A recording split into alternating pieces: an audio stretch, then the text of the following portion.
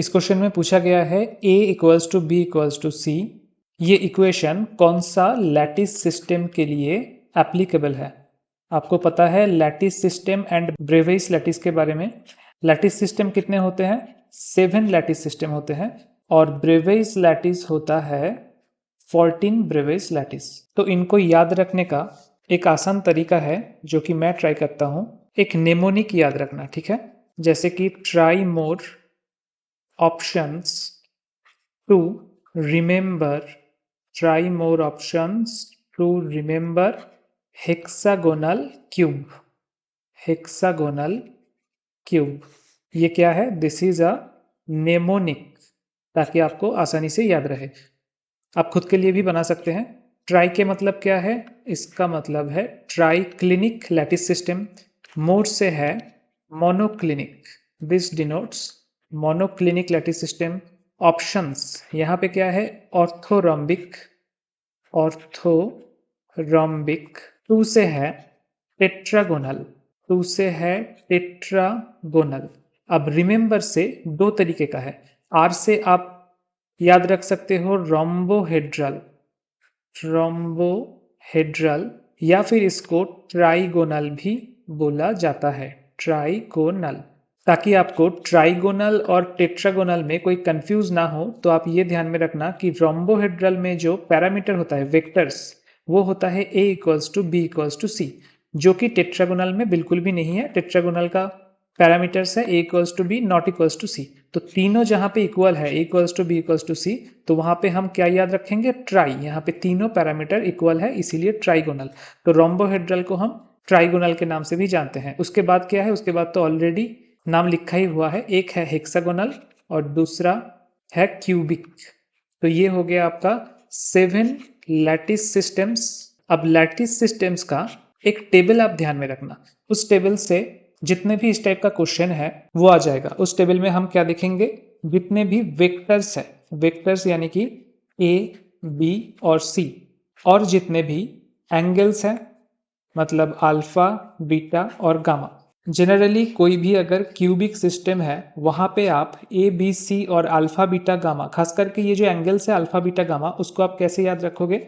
याद रखने का टेक्निक है कि आप बी, सी, ए इस ऑर्डर में क्यूब के साइड को याद रखो। सबसे पहले बी, उसके बाद सी, उसके बाद ए। जनरली अगर आप इसको ए बोलोगे तो इसको आपको बी बोलना पड़ेगा और ये हो जाएगा इन दैट केस सी। तो बी से हम इसीलिए शुरू कर रहे हैं क्योंकि बी और सी के बीच का जो एंगल है उसको हम अल्फा बोलते हैं।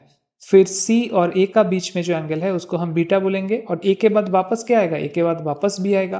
तो ए और बी का जो बीच में एंगल है उसको हम बोलेंगे गामा। तो ये हो गया आपका 3 एंगल अल्फा, बीटा, गामा। अब इन वेक्टर्स के साथ और एंगल्स के साथ आपको और क्या ध्यान में रखना पड़ेगा कि जो 4 तरीके का ब्रेविस लैटिस होता है PFIC, वो किसके लिए एप्लीकेबल है? कितना कितना ब्रेविस लैटिस कौन सा लैटिस सिस्टम में जाता है? P यानी कि प्रिमिटिव, उसमें बस एक क्यूब रहेगा और क्यूब का जो 8 कॉर्नर है उन 8 कॉर्नर में एक एक एटम को आप प्लेस करोगे तो हो गया वो प्रिमिटिव। I क्या है? I is nothing but body centred. I is body centred, मतलब क्यूब के एकदम बीचों बीच एक एटम रहेगा इंक्लूडिंग द 8 एटम्स। F क्या है? F is face centred, FCC face centred cube. इसका मतलब जो आपके पास 6 फेसेस है, यहाँ पे एक, यहाँ पे एक, यहाँ पे एक, सामने की तरफ एक और ऊपर एक, नीचे एक, टोटल जो 6 फेस है, सब फेस में एक एक करके एटम रहेगा। So that is called face centred. अब बाकी क्या रहा? बाकी है C। C is nothing but and centred. इसके बारे में आपने सुना नहीं होगा उतना ज्यादा। एंड सेंटर्ड लैटिस यानी कि कॉर्नर के जो 8 एटम्स है वो तो रहेंगे, कॉर्नर के 8 एटम्स रहेंगे, उनके साथ में सिर्फ ऊपर के फेस में और नीचे के फेस में 2 और लैटिस पॉइंट या फिर एटम रहेगा। That is called and centred. Okay, तो अब हम चलते हैं 7 लैटिस सिस्टम के तरफ। क्या था? Try more options to remember hexagonal cube. यानी कि सबसे पहले क्या आएगा? ट्राइक्लिनिक। इसका वेक्टर है a not equals to B not equals to C, और अल्फा, बीटा, गामा का रिलेशन क्या है? Alpha not equals to beta not equals to gamma not equals to 90 degree. और इसमें कौन सा ब्रेविस लैटिस रहता है? ये सिर्फ प्रिमिटिव लैटिस फॉर्म में रहता है और कोई ब्रेवियस लैटिस ट्राइक्लिनिक में नहीं रहता। और इसका एग्जाम्पल क्या है? एग्जाम्पल है कायानाइट। कायानाइट इज एन एल्यूमिनोसिलिकेट, तो कायानाइट है इसका एग्जाम्पल, ट्राइक्लिनिक लैटिस सिस्टम का एग्जाम्पल। ऐसे ही मैं बाकी का भी लैटिस सिस्टम लिख देता हूँ विथ लैटिस पैरामीटर्स। ये रहा आपका 7 लैटिस सिस्टम, उसके साथ किसका वेक्टर पैरामीटर क्या है, एंगल पैरामीटर क्या है, कौन सा ब्रेवियस लैटिस सिस्टम उसमें बिलोंग करता है, और साथ में कुछ एग्जाम्पल, कभी कभार एग्जाम्पल भी पूछे जाते हैं। इनको याद रखने के लिए आप ध्यान रखना कि 1, 2, 3 ट्राइक्लिनिक, मोनोक्लिनिक एंड ऑर्थोरोम्बिक, इन तीनों में A not equals to B not equals to C होता है, और 4, 6 और 5, 7 का सेम होता है। 4 में क्या है?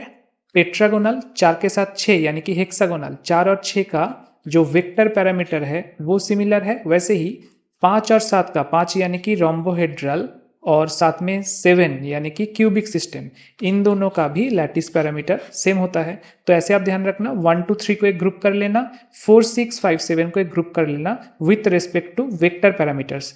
आप ये याद रखना कि 3, 4 और 7, ठीक है, 3, 4 एंड 7 तीनों में ही alpha equals to beta equals to gamma equals to 90 degree होता है। 3, 4, 7 क्या है? 3 है ऑर्थोरोम्बिक, 4 है टेट्रागोनल और 7 है एकदम आखिर में क्यूबिक। इन तीनों में alpha equals to beta equals to gamma equals to 90 degree होता है।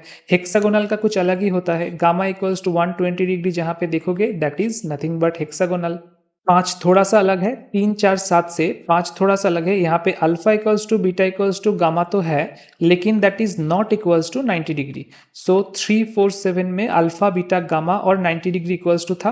5 में डिफरेंस क्या है कि यहाँ पे अल्फा बीटा गामा तो इक्वल है, लेकिन that is not equals to 90 degree. और सबसे ही अलग है, बिल्कुल अलग है ट्राइक्लिनिक, जो पहला वाला। ट्राइक्लिनिक में alpha equals to beta equals to gamma equals to 90 degree सब नॉट इक्वल्स टू है, that is not equals to beta not equals to gamma not equals to 90 degree. इस तरीके से आप वेक्टर पैरामीटर्स और एंगल को याद रख लेना। फिर जो ब्रेवियस लैटिस के बारी आते हैं, अब ब्रेवियस लैटिस देखो 14 होना चाहिए, है ना, 14 ब्रेवियस लैटिस होना चाहिए। तो सब में एक एक पी तो जाएगा, प्रिमिटिव कोई मिस नहीं करता, प्रिमिटिव सब में जाएगा। लैटिस सिस्टम में 7 प्रिमिटिव लैटिस जाएगा। एंड आफ्टर दैट बाकी क्या रहा? एफ यानी कि फेस सेंटर्ड, आई यानी कि बॉडी सेंटर्ड एंड सी यानी कि एंड सेंटर्ड।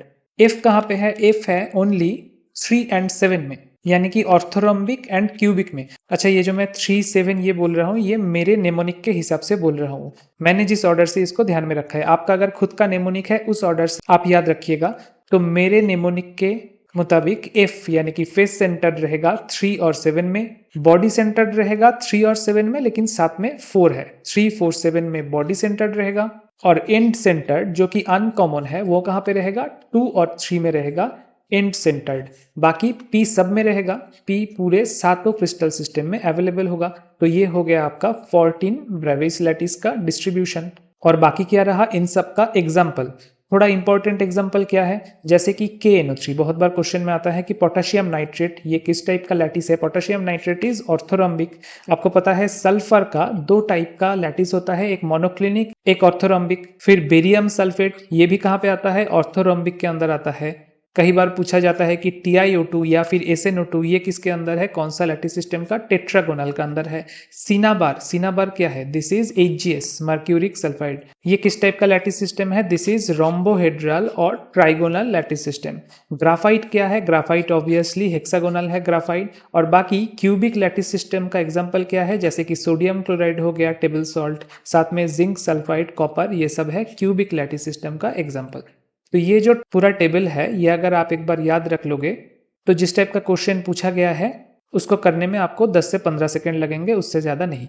आपको पूछा क्या गया है कि A equals to B equals to C कहाँ पे एग्जिस्ट करेगा? हमें पता है कि 1, 2, 3 में तो एग्जिस्ट नहीं करता। 1, 2, 3 में तीनों में A not equals to B not equals to C होता है। और 3 में है ऑर्थोरोम्बिक, तो ऑर्थोरोम्बिक तो नहीं होगा। रोम्बोहेड्रल कहाँ पे है? रोम्बोहेड्रल है 5 में। और हमें क्या पता है कि 5 एंड 7 में A equals to B equals to C होता है। So rhombohedral will be your correct choice.